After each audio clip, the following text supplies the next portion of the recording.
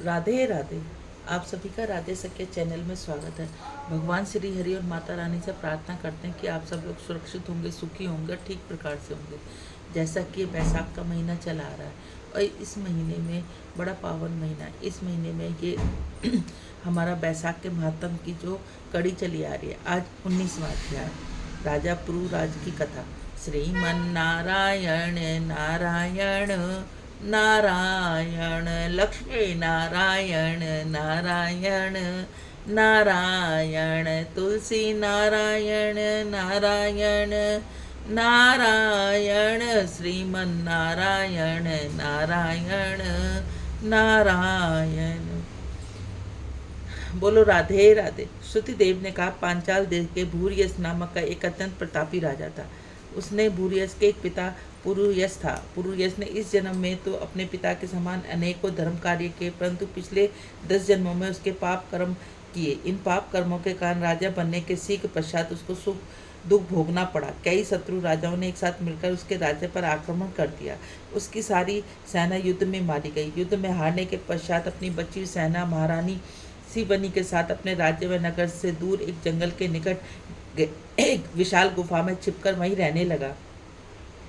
इस प्रकार वह कई वर्षों तक जंगल में छिपा रहा। वह मन ही मन सोचता रहा, पता नहीं पिछले जन्म में मैंने कौन से ऐसे पाप किए थे कि राजा होने पर भी मैं जंगल में मारा मारा फिर रहा हूँ। एक दिवस प्रातः हवन करते समय उसके अपने गुरु का स्मरण हो आया। वो बहुत ही तपस्वी और वैशाख धर्म का पालन करने वाले महान संत थे। उसी दिन दोपहर को 2 ऋषि उसी जंगल में पधारे। राजा रानी उन ऋषियों को देखा। राजा को ऐसा लगा जैसे उनमें से एक उनके गुरु प्रतिरूप है। राजा ने उनका स्वागत किया, उनके चरण वंदना किया और प्रेम पूर्वक भोजन कराया। राजा की बातों से शीघ्र ही पता चल गया कि उसमें से एक का नाम कांडव ऋषि है, दूसरे का नाम वशिष्ठ ऋषि है। कांडव ऋषि उसके गुरु का पुत्र है, अतः रिश्ते में वह गुरु भाई बन गए। दोनों ऋषियों ने राजा ने उनके वन में छुपने का कारण पूछा। वह राजा रानी फूट फूट कर रोने लगे। राजा ने अत्यंत व्यथित हृदय से बताया कि उसने जाने अनजाने कोई भी इस जन्म में पाप कर्म नहीं किया, परंतु मुझे न जाने क्यों युद्ध में पराजित होना पड़ा। जंगल में छुपता फिर रहा हूँ। मेरा देश शत्रुओं के कब्जे में है। ऋषि ने आंखें बंद कर कुछ क्षण पश्चात आंखें ऐसे खोली जैसे चिर निंद्रा से जाके बोले, राजन, पिछले जन्म में तू गौड़ देश में उत्पन्न हुआ था। उस समय तू प्रयाग योनि में था। तू अत्यंत निर्दयी व डाकू था।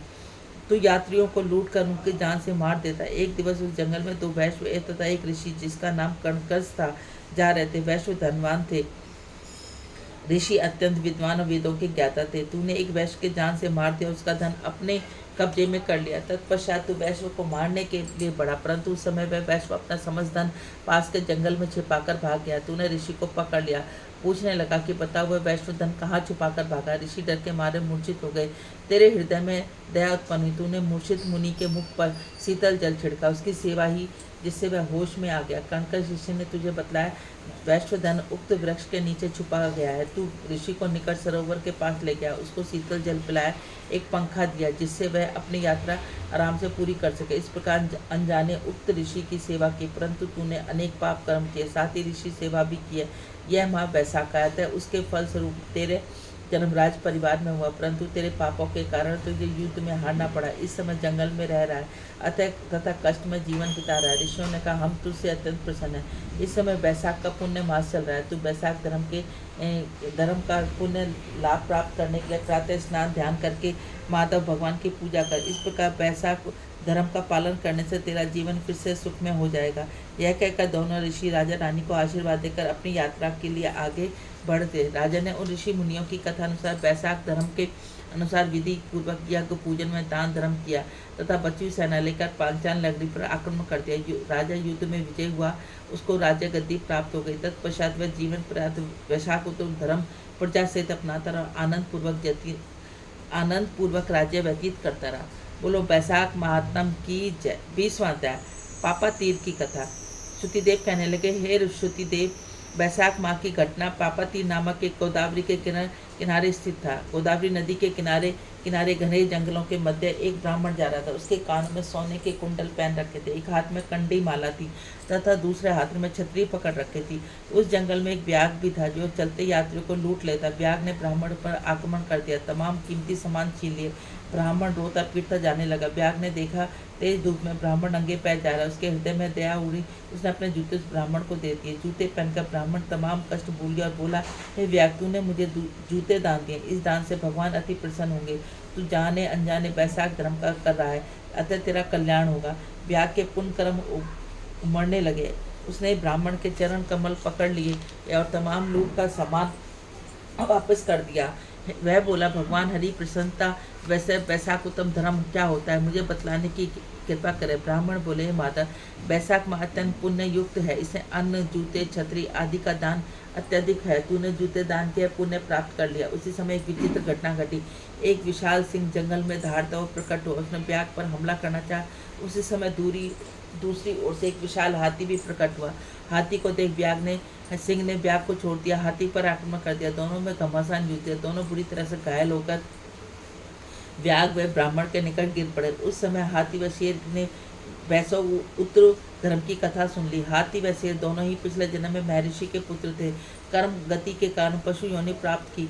इस प्रकार बैसाख धर्म की कथा सुन शेर हाथी दोनों पाप मुक्त हो गए। उस समय आकाश से दिव्य विमान उतरा। दोनों ने स्वर्ग लोक की ओर प्रस्थान किया।